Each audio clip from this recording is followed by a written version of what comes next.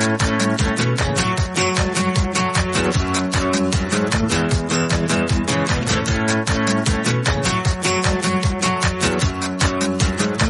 to the Books Applied podcast, presented by WSL Leadership.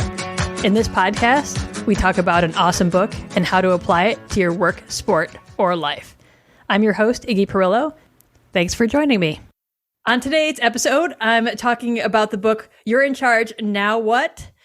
The 8-Point Plan by Thomas Neff and James Citrin. And I'm talking with special guest, Sabrina Walker Hernandez. Sabrina, I'm so excited to be talking with you. I think we're going to have a great talk today. Do you mind introducing yourself to the audience and let folks know what you do and what you're about? Yeah, no problem. So my name is Sabrina Walker Hernandez, and I am the president and CEO of Supporting World's Hope. It is a company that I started in 2018. And really what I do is I help nonprofits and small businesses develop relationships that increases revenue. So I really love the relationship building process. And I think that's why this book really resonates with me as well. That's so great. And you were the one who recommended me this book. You said you recommended to a lot of the folks you work with, especially as they're moving into executive and leadership roles. And I work in leadership fields. So I'm like, oh, I should see what Sabrina has to say about it because you have interesting things to say about a lot of things. Yeah. And I am curious what you found or what you find to be like the most useful part of this book. And maybe it depends more person to person you send it to, but are there themes that come out and people are like, oh, right, this is what I need to be doing? I love this book because it really just lays out, how it reminds you that you need people. It is that building of relationships, but it's about, okay, so you're new at this, you're in charge. Now what? How do you go in? How do you navigate? How do you prepare for that navigation? How do you not only prepare yourself, how do you prepare your family? How do you go in and ease the employee's apprehension, right? They're getting someone new. And it also shares that it's not just when you are new in that role, it is when it's a new situation. So I started thinking about, man, even if you've been in your position forever, after this pandemic, it's like 100 days. It's a new role of being a leader in the pandemic era. So this book will help with that. The way it breaks it down is, every transaction or transition is a new transition. It's not just being new in that CEO role in that first 100 days of going into a new company. It's the transition of, okay, we're in a new paradigm with the pandemic. What does that first 100 days look like? Does, I'm bringing on these new employees. I'm redeveloping my team. What does that 100 days look like? And so I love the way it breaks that down. And so you can always use this book in any phase of your development. And so that's the one thing I want people to be very aware of. It's not just, oh, you just taken on this new CEO role, so now this is a great book to read.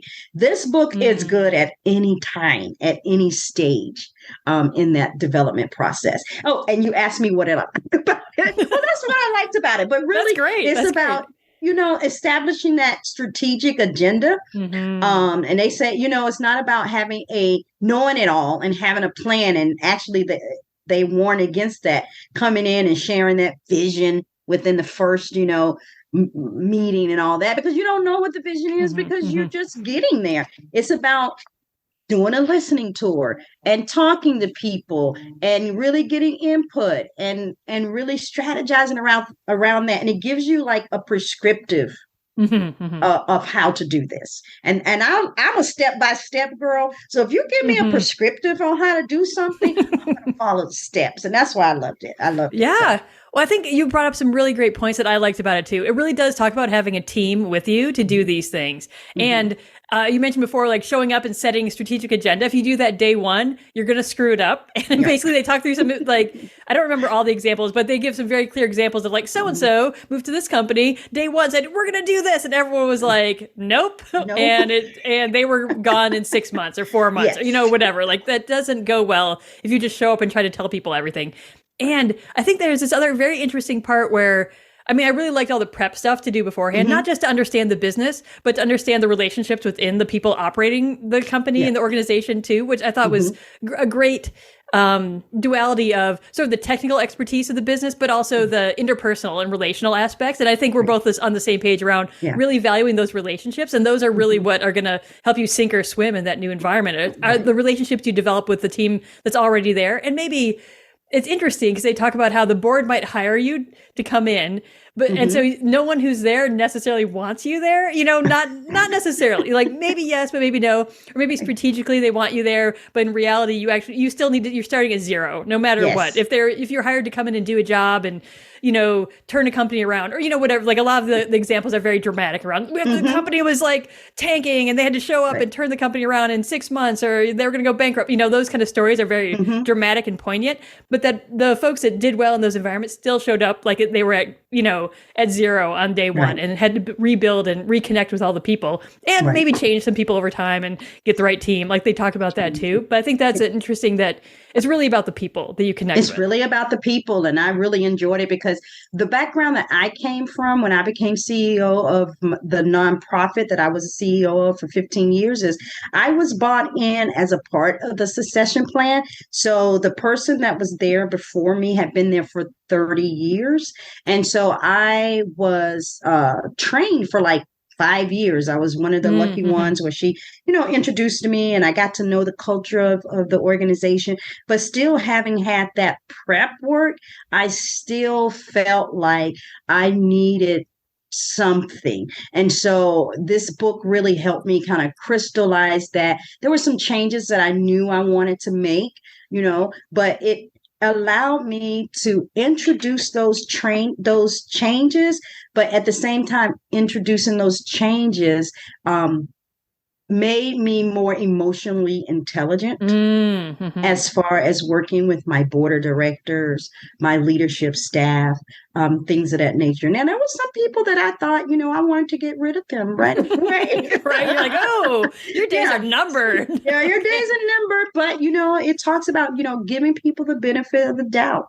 Observing, at least giving them the benefit of the doubt and allowing them to say, okay, here's the expectations, you know, here are the new expectations. And one of the things that I actually like, they talk about putting people in 3 categories, right? They're either keepers, they're goners, or they are keepers, goners, or it's like wait and see, or it was something like that. Yeah. Keepers, goners, or wait and see. And so that really helped me. Okay, these are keepers, right? These are the goners.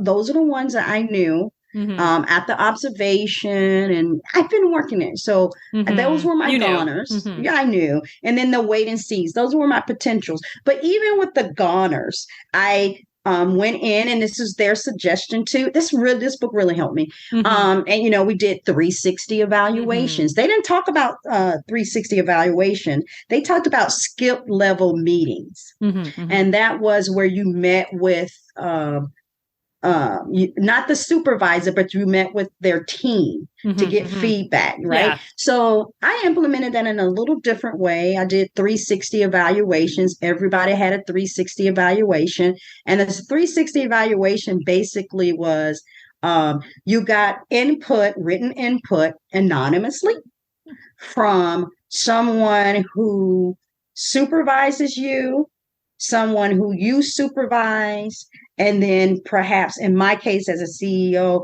a community member or from a peer. Right. And so everybody started out with a 360 evaluation, even my goners, because I was giving them the benefit of the doubt. Sure. But it wasn't just me giving them that information on what they could do more of, less of, or continue to do. It was their team giving them that information. And then we met and we set some standards. And so I gave them the benefit of the doubt, right? Here's what people are saying about you. It's not just me, and the good things, the bad things, and all that good between.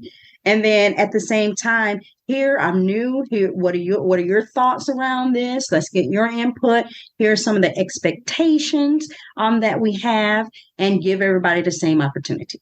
Right. Yeah.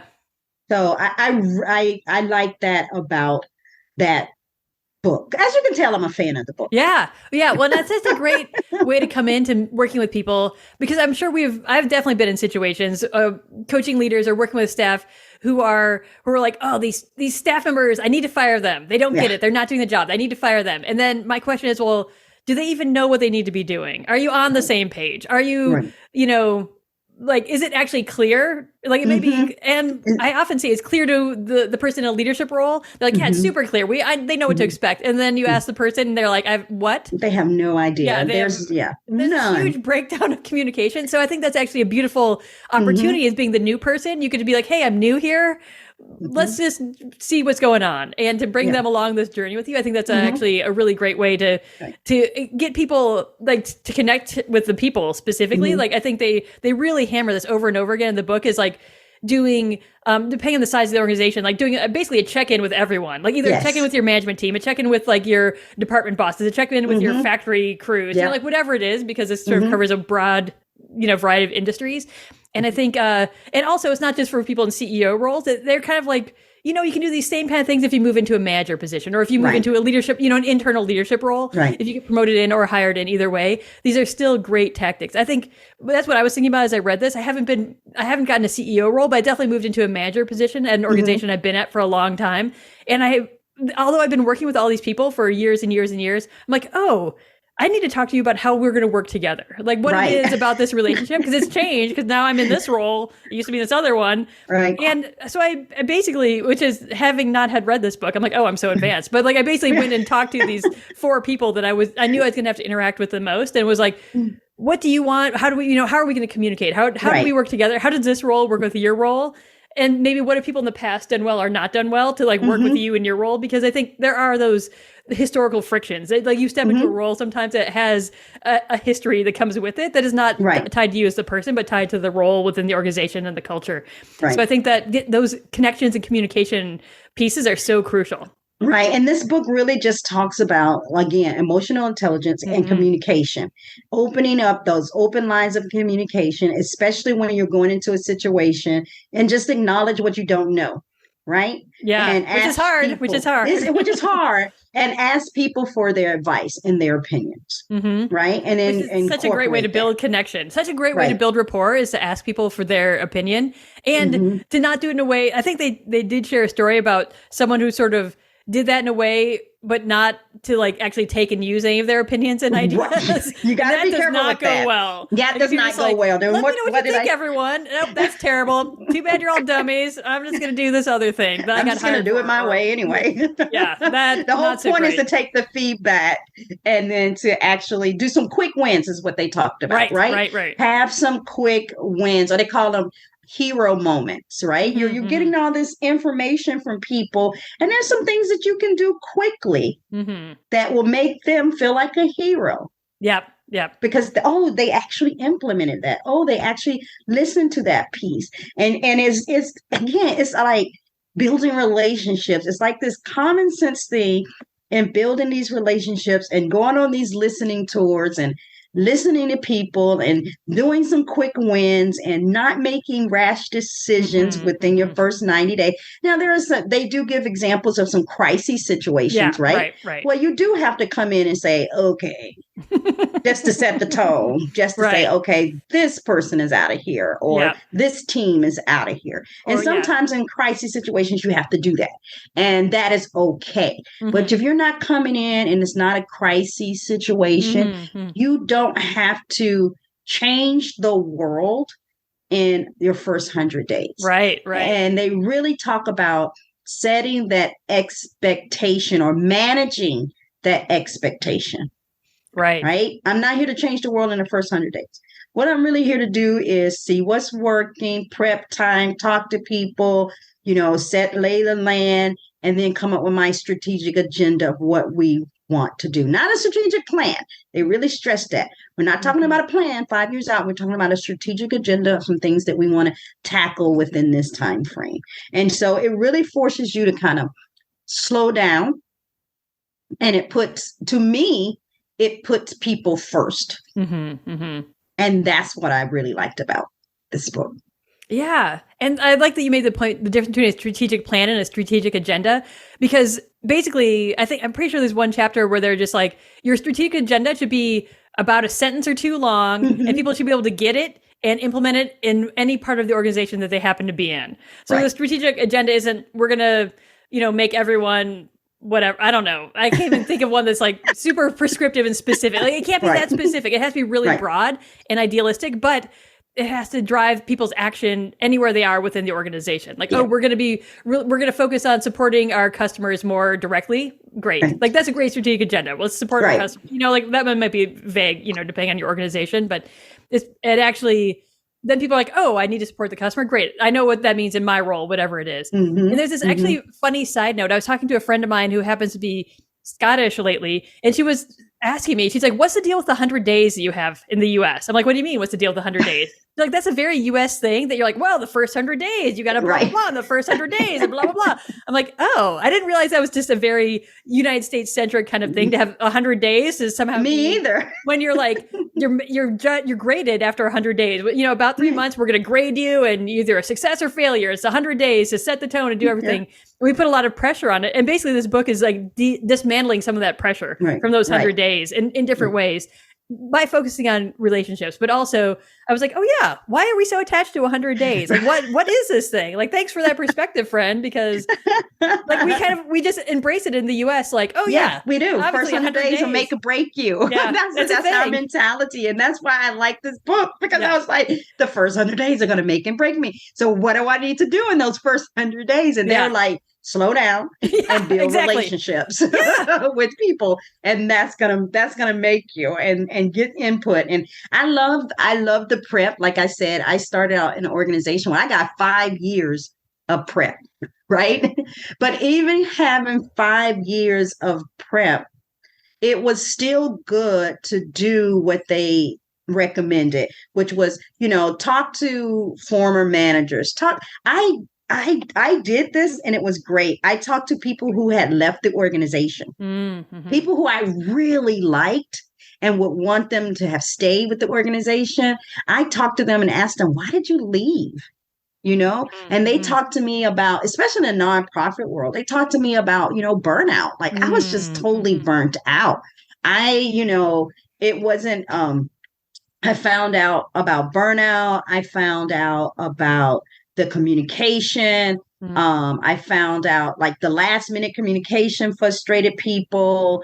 I found out all of these things, and I really had to align my thoughts around do less to do more.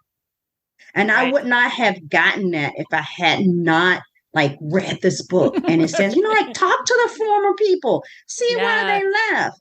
Talk to former board employees, former board members, see why they left. See what was it, because you can learn something from that. Right. And then, look at the historical documents. And, it was a really good point. And I think that we oftentimes need to give ourselves that grace. And again, this book allowed for that. But not only that, I could have used this book. I should have, and this is a full disclosure moment. Okay. I read it in the first 100 days. I've recommended it to people. I've reread it.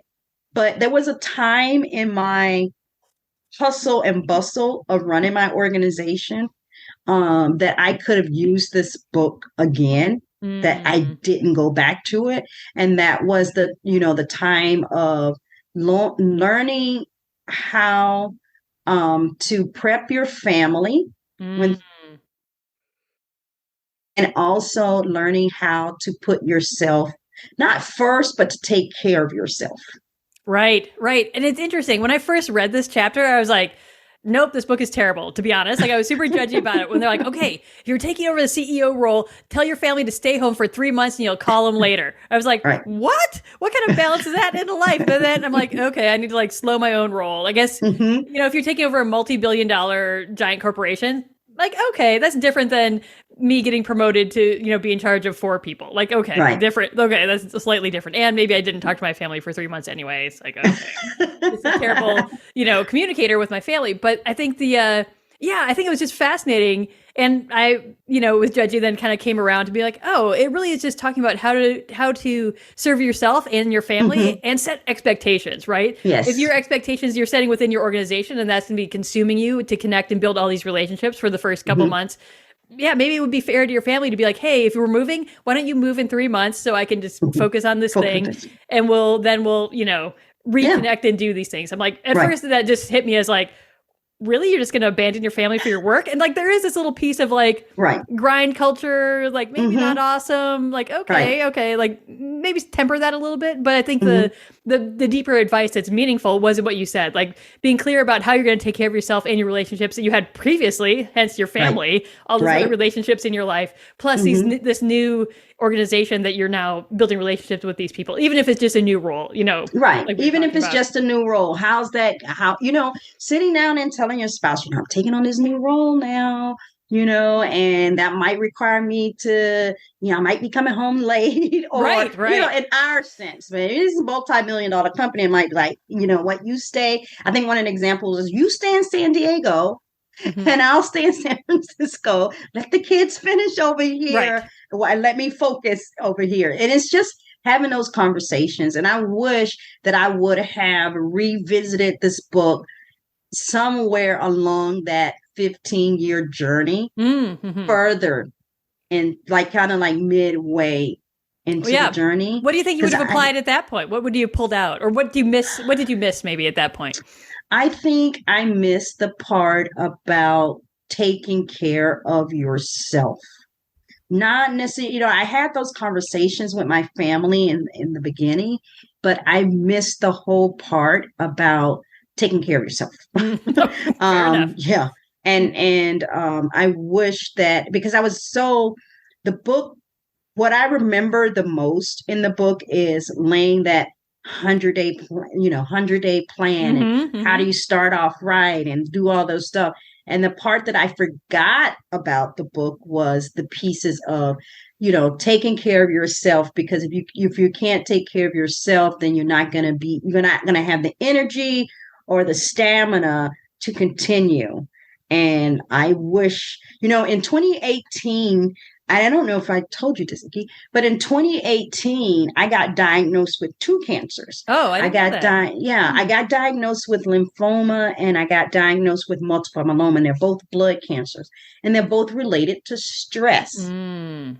And so I wish that I would have gravitated more towards the taking care of you part of the book than the how to make this thing successful in the first, 100 days. Well, it we all gravitate towards different parts of things. Well, it seems like you've gotten it together now. You seem very you've made some changes. It sounds yes, I made some changes. I've made some changes in my life, and this book has always had those changes in it that I need to make. But at any time of my life, in any book or anything, we gravitate towards the part that resonates with us. So anytime anybody talks about taking care of yourself, and I would roll my eyes like, okay, I can't. You want me to do this great things and do all this and take care of myself, So I kind of disregarded that part of the book, and I wish I had not had. Well, I think that's a pressure that's even amplified in the nonprofit spaces, because you're really focused on supporting or caring or making change for others in their world. That, like, I think a lot of folks in nonprofit leadership especially sacrifice themselves, and throughout nonprofit organizations. I don't think it's exclusive to folks in leadership roles, because of the nature of the work that you're doing feels so pressing and so important and so needed that people sacrifice themselves. But I think you're also obviously very true that that is not sustainable to sacrifice yourself for Right. any other ideas or other work without some Right. piece of balance or some piece of care for yourself or managing Right. yourself, your energy, your time, your mental faculties and resources along the way. Yeah. And they spend time on that. And I, like I said, I wish I would have focused a little bit more on that piece of it. As a matter of fact, in prepping for this, I've read this book a couple of times and I decided to read it again. And actually that was like, oh crap, the secret was here all the time. I just didn't I didn't see it for the fogs on my glasses, Right. So I was thinking, man, I'm going to get this book for the person who actually took over from my position and then the person who just got promoted into the operations position, because I'm kind of like coaching them and they're, stressed out and they're like, well, how do I get these people to do this and do that? I'm like, I'm going to get this book for them, but I'm going to tell them, don't miss the part about self-care. Right. Because you have to have the energy and you have to have the stamina for the long haul. Absolutely. And so I think that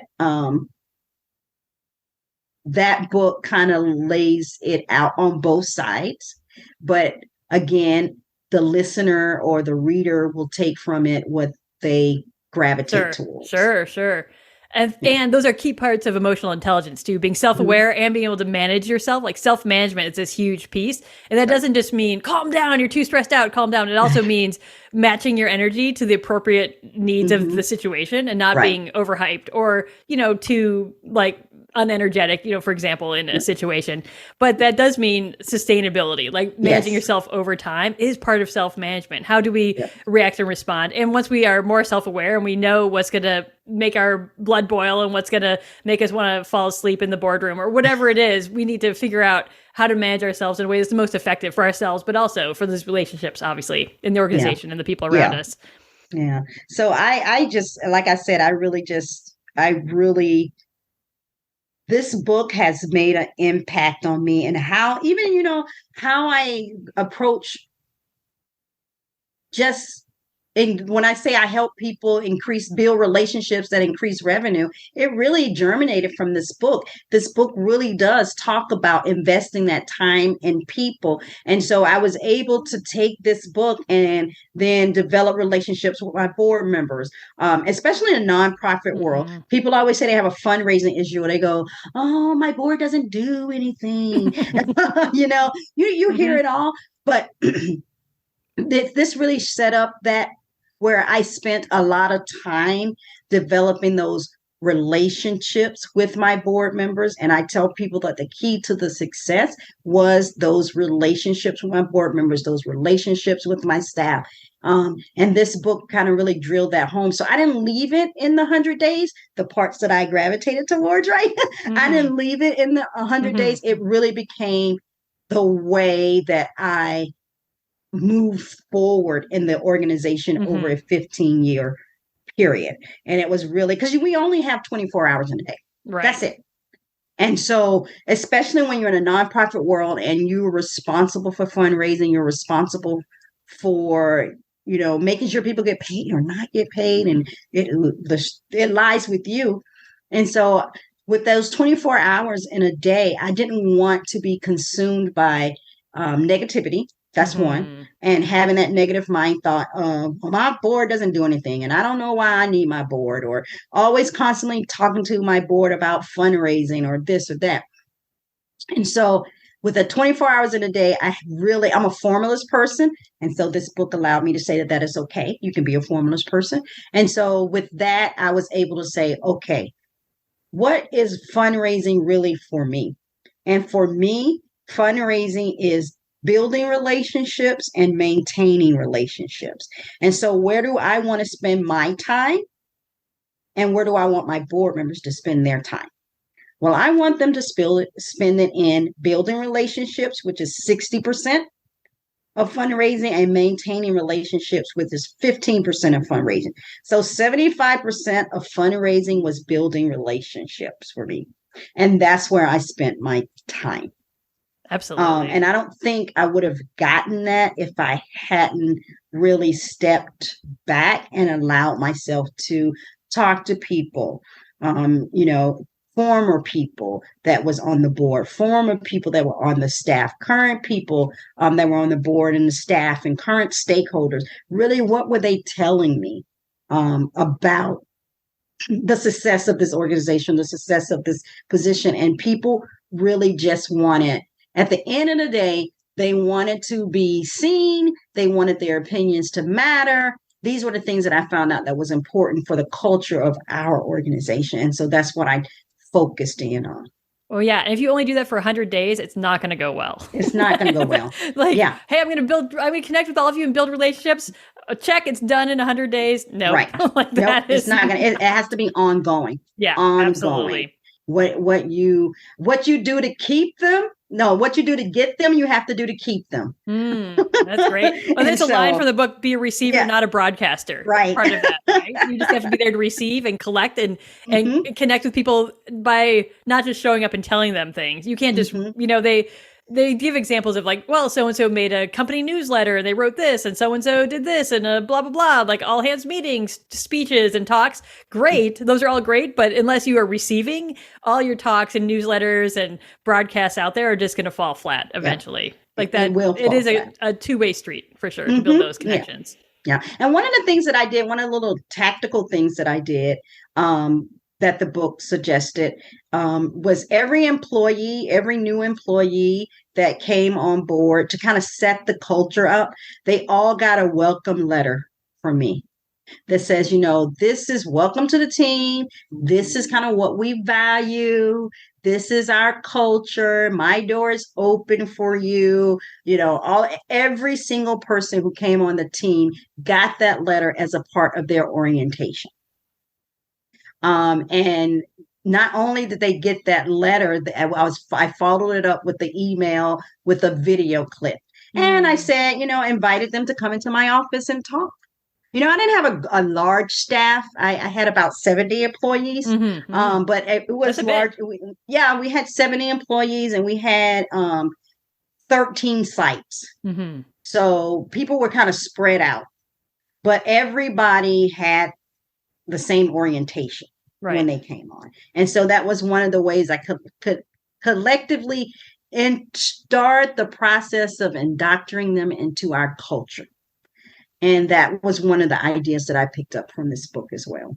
Yeah. And it is this whole chapter about like, what if when you show up, suddenly you realize that you have a culture to fix, right? Yes. Like that is a problem that people encounter, not just a financial situation or maintaining production or, like kind of the business of the business, that working with the culture that's there, but also integrating yourself into the culture. Like there's sort of two parts, right? Either you need to figure out how to get yourself to be a part of the culture, a trusted member of that culture, and at the same time, perhaps shift and change and evolve a culture that might not be serving your goals or your organization or the people in your organization very well at all. And so doing that is also not going to be fixed in 100 days. Like those things are not checkbox list, but like there are lots of ideas for how to go about that, how to build those connections, how to find the people to support a positive culture, how to find the sort of change makers within the organization and the places where it's happening, basically how to nurture that change to happen, because the cultural change again is not a flip. Right. It doesn't happen in 100 days. It takes time.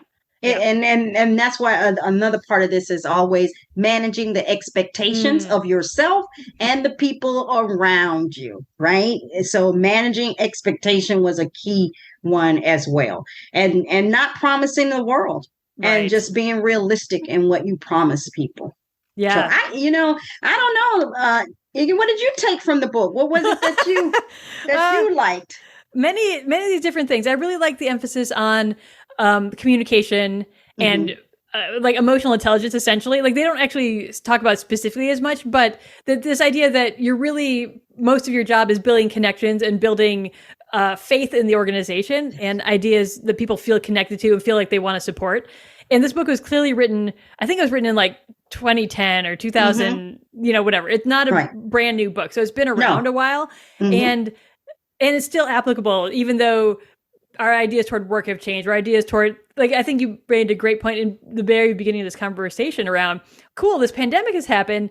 Wait, we need to start over with what are we doing here? Who are we what does remote work look like? How do you communicate with remote employees? What is, that whole new shift? Yeah, absolutely. And so I really like that idea that it's ongoing and really that these are skills you can learn. I think they talk about too, like you might not think of yourself as a people person, quote, whatever. And that's fine. You might think of yourself as an engineer or a technician or someone who has a lot of skill-based knowledge or really technical knowledge. Great. All fine. Fantastic. Now, if you're leading, now you're in charge. Now what? You need to actually build these other emotionally intelligent skills, and there are just skills and strategies and tactics. Like all these different pieces of it are learnable and doable, even if you don't think of yourself as a people person or as a great communicator or a speech giver. Like you don't have to give speeches. You don't have to be this eloquent writer or different things like that. You can still build authentic connection with people. So I really liked those pieces of it. They talked about building connection in a way that's authentic still for you as a person, even if you don't see yourself as that sort of connector, relationship builder type. Like you can do. And it gave you permission to hire a consultant if that was not your some people are not emotionally intelligent,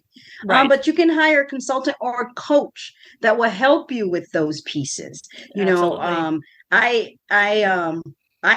the person who succeeded me in my position was not, an emotionally intelligent person.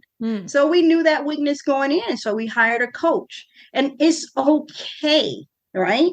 And they gave you permission to do that. And so you don't have to have all the solutions to the problems, but be self-aware. Like you said, be self-aware. And I like the fact that they say you don't have to have all the solutions, but be self-aware enough to know that that's a gap and you need to bring in the right person to help you fill that gap. And don't be that person who hires people who act and sound just like them. Right? Absolutely. If you're not emotionally intelligent, bring in somebody that has that and then coach yourself up to that. If you're not I am emotionally intelligent, but I had to develop that skill. People do. Honest with you. I could sit in my office. My 360 evaluation said this about me. Oh, it said, when I come, true story time. When I come in your office, I feel like that you do not pay attention to me. And this is why, because people come in my office, I can multitask in my head. I'm perfectly capable of multitasking. So they come in my office and they would talk to me. And the way my office was set up was my computer was kind of, my back would be to them. Right. Okay. So I was turned, my back would be to them and I would still be typing and they would be talking and I would be like, yeah. I'm in my head. I'm engaged. I hear you. I got this. But to them, it wasn't like you didn't even stop typing. You didn't even turn and look at me and give me eye contact. You didn't do this. And so I had to work on that skill for myself. It was brought up to my attention and I had to work on that skill for myself. And I also had the tendency to hire the second in charge that reflected the same gaps that I had. Right, because we're familiar. We hire people we're familiar with, and the people that are like us, we feel the most familiar connection to. We're like, oh, these are great people. I know what to expect from them because they're very similar to you. That's a good point. So they have the same gaps that you do. Whatever. Yeah. So I had this allowed me to say, okay, Sabrina, maybe you shouldn't do that. Maybe I feel very comfortable with them. Great. They're amazing. They're just like me. They're so perfect. What's the problem? I don't get it. But you have to have different people on your team that you might have to have a nurturer. You have to have someone. If you're not, look, I did another book. I don't know if I can mention another book. Yeah, mention another book. That's great. I'm getting my pencil out. But it was called Strength Finders. And you probably I've read Strength Finders. It's so great. It's so great. So I found out in doing Strength Finders, I'm an activator. So this is something that I did with my team too within that first 100 days. We did Strength Finders because I wanted to know what everybody was. And I found out that I was an activator. And with Strength Finders, if you're an activator, there's never an end. Like you don't ever accomplish a goal. I don't, Okay. because you move the goal. Okay. Okay. You just move it. You're like, okay, did that check. Let's move the goal. Okay, did that check. Let's go. Let's keep going. Check. Let's keep going.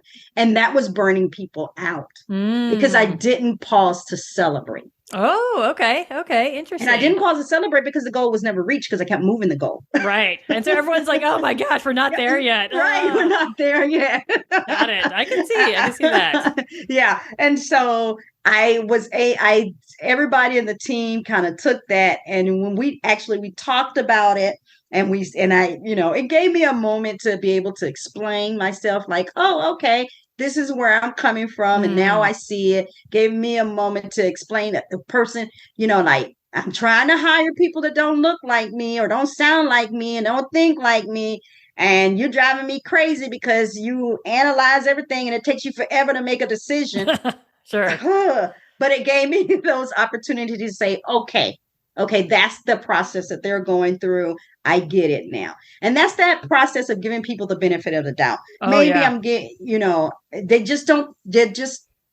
they accomplish it. They just accomplish it in a different way. Sure. And those folks sometimes that are filling our gaps, we're like, oh, I don't like them. I don't get what they're doing over here. I don't understand how they work. Oh, because that's not how I work or how I think or how I operate. So that's actually a huge benefit to have the person not thinking, acting, speaking, processing like ourselves is a huge benefit that we ignore. I think that's a great point. Or we push to the side or it doesn't resonate with us in the same way, but I think there's resonance and there's harmonizing, right? And so you actually have to have those sort of different pieces to sort of all fit together into a unified whole. Yeah. And so, and it gives you that person who, like myself, who's ticked, let's go. It gives me that opportunity to say, okay, they're processing, or okay, it's okay. This is how they do things. I love the way it was like, these are the pros of this and these are the cons of this. And it gave me permission to sometimes say, okay, you're getting lost in the details. Right. And so this is what we're going to do. Yeah. You can support their gaps too, right? Like, I think it goes both ways. It definitely goes both ways. So, well, this has been. And there was another book that they mentioned in this book that I haven't read. Oh, really? Put it on your list. Yeah, they mentioned Who Says Elephants Can't Dance. Oh, so I said, I'll go back and I'm going to read that one. I have not read that either. Interesting. I haven't read it, but they referenced it. Who Says Elephants Can't Dance, and they referenced it in the story of telling the story of I can't really remember, but it was basically the concept of what it reminded me of was like someone coming into the organization and making a change that kind of turned the ship of the organization, but people were kind of telling them, you can't do that. That can't be done. Oh, okay. And so, okay. People were sort of stuck in their ways a little bit. Right. Yeah, it's about change. Change is tough. I mean, that's a whole nother topic, right? Change and everything. I said, I got to put that one on the list. Who Says Elephants Can't Dance, And so I'm like, okay, I'm going to go back and read that one and see what that one is about. Check it out. Maybe we'll have a future conversation on that one. Yeah, on that one. So this pretty cool. I was thinking, this is good. So I think on my notes here, because I did take notes as I was reading. Well, no, I'm not. I'm just like, I'm not organized at all. But I do know how to take pointers. And, that was another thing. I don't do anything without a kind of like outline, like a strategic agenda. I picked that up from this book. Oh, great. And so I was like, okay, this is what, So I wanted to make sure that we talked about, I know is the other point. I changed in my organization where we were doing, for my former CEO when I took over, we were doing weekly meetings with the leadership teams. And in the feedback that I was getting from my team, they were like, well, we can't get any work done because we're already in meetings. Right. And so I took that bi-weekly meeting from there, and not only the bi-weekly meeting, but they also talked about in a later part of it was like, just the check-ins. And so we would do like huddles. We would do a huddle on Monday, and then we did bi-weekly meetings, because it's at the end of the day, it was really all about communication. Right. And And I think there was a great example in the book about someone came into a similar situation where they had weekly meetings and every head of division needed to present a 6-page paper for the meeting and do all this paperwork and whatever. And the CEO came in and was like, this is ridiculous. You're writing me a novel every week. Give me an oral 30-second summary and we're going to be fine. I don't need a 6-page document with everything, your strategic agenda for the week. And it was just too much information asking these people to do that they were just compiling reports for a meeting where they could have either emailed the reports or literally not done them, I think is what happened. Or not done them. We spent way too much time. Yeah, way too much time in the meetings. I can't get the work done because I'm too busy preparing for the weekly meeting with this six report. That's kind of like the feedback I got from my team. So we changed that structure. And it's okay to make, those changes and listen to people and implement those changes. Yeah, I bet that was a fast win for people who didn't serve them. And I think that's the other beauty of coming into a new role or coming in as a new person to an organization. You have this outside perspective that so much has happened and historically that folks don't question. We just do weekly meetings. Of course, we do our 6-page report and we do our blah, blah, blah. And I think maybe that's what this other book is going to tell us, that you can think of things differently. You can operate in a different way. But the key is to get down to that bottom of what is this serving? What's the purpose of this? How are we going to meet this purpose? We still need communication to happen. And it might not be a 3-hour-long meeting every Wednesday. It might be a really focused Slack channel, a really focused, newsletter, a focused something else in a different way is great. But that kernel of purpose still needs to be served. Right. And you can't continue to do things because that's the way we've always done it. Oh, yeah. That is the worst reason for anything. The worst reason. Why do we do it? Well, I don't know. That's the way we've always done it. Oh, yeah. Okay. Well, be ready to either let go or hit the road because it's not working. There's so many things people hold on to for far too long that are not working. That are not working. So I think those were the points that I got from this and the re-engagement of looking at this book again. Every time I've gotten this book and I've given it to somebody to read, like the hard copy of the book, they don't give it back to me. So I assume it's a great book. You're like, here's a book I'm loaning you forever. Yes. Okay, next one. And it's also, I got it from the library, so I had to give it back. But I did take some notes, to be honest. So I had to give my notes on it for sure, for the future. Yeah, so I'm like, oh, okay, it's a good book. And I think it helps people when they're navigating when they're new coming into a position or when they are transitioning into a new era of something. I think it's a great book at the end of the day. I love that idea of transitioning to a new era. I hadn't even thought about that, but it's so true with organizational changes that happen, global changes that happen, just industry level changes that happen for different folks in different places. So thanks so much for bringing this book to my attention, Sabrina. I really enjoyed talking with you about it today. Oh, no problem. And we'll see who says elephants can't dance, and give us some time to read it. And then maybe we'll come back and talk about that too. Maybe we will, or maybe it'll be terrible and we'll never speak of it again. It could go either way. It could go either way. I don't even know. Great. Well, thanks so much for joining me today, Sabrina. It's been great talking with you. Thank you.